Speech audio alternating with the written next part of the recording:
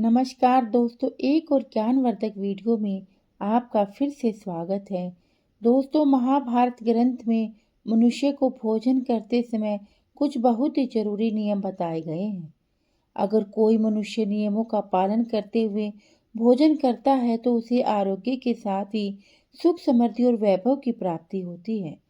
शास्त्र में बताए गए नियम वैज्ञानिक दृष्टिकोण से भी परिपूर्ण है। इस प्रकार से भोजन करने पर मनुष्य सभी देवी देवताओं का आशीर्वाद प्राप्त करता है। इन नियमों का पालन अवश्य करें। तो बिना देरी के जान लेते हैं वह कौन से नियम है। पर इससे पहले अगर आपने चैनल को सब्सक्राइब नहीं किया है तो सब्सक्राइब कर लीजिए। साथ ही वीडियो को लाइक करना भी ना भूलें। सबसे पहली बात, भोजन करने से पहले 5 अंग, 2 हाथ, 2 पैर और मुख, इनको अच्छी तरह से धोकर ही भोजन करना चाहिए। भोजन से पहले अन्न देवता एवं अन्नपूर्णा माता की स्तुति करके उनको धन्यवाद देते हुए सभी भूखे प्राणियों को भोजन प्राप्त हो, ईश्वर से ऐसी प्रार्थना करते हुए भोजन की शुरुआत करनी चाहिए। भोजन बनाने वाली महिलाओं को स्नान करके ही शुद्ध मन से मंत्र जाप करते हुए भोजन बनाना चाहिए। सबसे पहले 3 रोटियां एक गाय के लिए, एक कुत्ते के लिए और एक कौवे के लिए अलग निकाल कर फिर अग्निदेव को भोग लगाकर ही घर वालों को खिलाना चाहिए। भोजन किचन में बैठकर सभी के साथ करें। यही प्रयास करना चाहिए कि परिवार के सभी सदस्यों के साथ बैठकर ही भोजन किया जाए।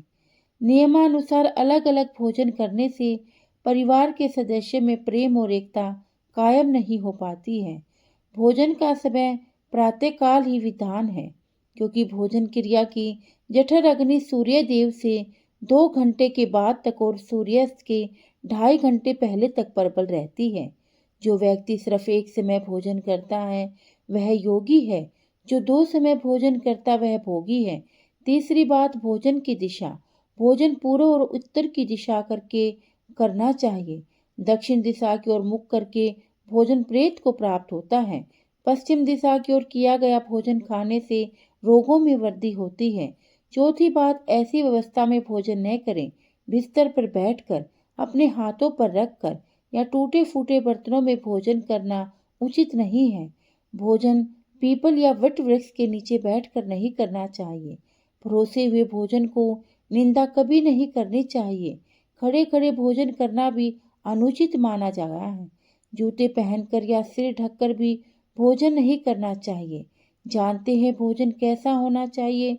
बहुत तीखा या बहुत मीठा भोजन नहीं करना चाहिए। किसी के द्वारा छोड़ा गया भोजन कभी भी ग्रहण नहीं करना चाहिए। आधा खाया हुआ फल, मिठाई आदि फिर से नहीं खानी चाहिए।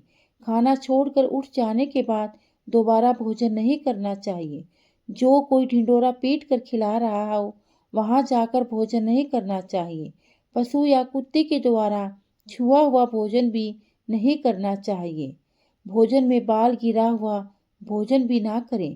कंजूस के हाथ का, शराब बेचने वाले का दिया गया भोजन भी नहीं करना चाहिए। छठी बात, भोजन करते समय ध्यान रखें। भोजन के समय मौन रहे। रात्रि के समय भरपेट न खाएं। अगर भोजन करते समय बोलना आवश्यक है तो केवल सकारात्मक बातें ही करें। भोजन करते समय किसी प्रकार की समस्या पर चर्चा न करें। भोजन को बहुत चबा चबा कर खाएं। सबसे पहले मीठा, फिर नमकीन और अंत में कड़वा खाना चाहिए।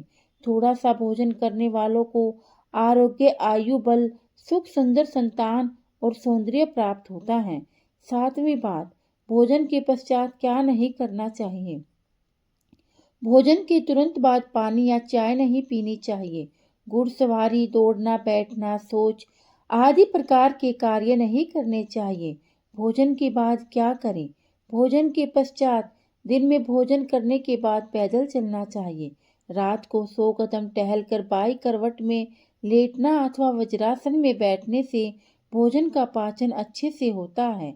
1 घंटे के बाद मीठा दूध व फल खाने से भी भोजन अच्छी तरह से पचता है। भीष्म पितामह ने अर्जुन को दिए महत्वपूर्ण संदेशों में कहा कि जिस थाली को किसी का पैर लग जाए उस थाली का त्याग करना चाहिए। भीष्म पितामह कहते हैं, भोजन के दौरान थाली में बाल आने पर उसे वहीं छोड़ देना चाहिए। बाल आने के बाद भी खाने से दरिद्रता का सामना करना पड़ सकता है। भोजन पूर्व जिस थाली को कोई लांघ गया हो, ऐसे भोजन को कभी ग्रहण नहीं करना चाहिए। भीष्म पितामह ने अर्जुन को बताया, जिस थाली में भाई भाई भोजन करे वह अमृत के समान हो जाती है। ऐसे भोजन से धन धान्य स्वास्थ्य और लक्ष्मी की वृद्धि होती है। और जिस थाली में पति पत्नी एक साथ भोजन करें वह मादक पदार्थों से भरी माने जाने वाली होती है। पत्नी को पति के भोजन के उपरांत ही भोजन करना चाहिए। इससे घर में सुख समृद्धि बढ़ती है। तो दोस्तों, महत्वपूर्ण बातें जो महाभारत में बताई गई हैं, अगर आपको यह जानकारी पसंद आए तो वीडियो को लाइक करें, कमेंट बॉक्स में जय मां अन्नपूर्णा अवश्य लिखिए। दोस्तों, चैनल को सब्सक्राइब करें और मिलते हैं आगे ऐसी ही ज्ञानवर्धक वीडियो के साथ। तब तक जय श्री राम, राधे।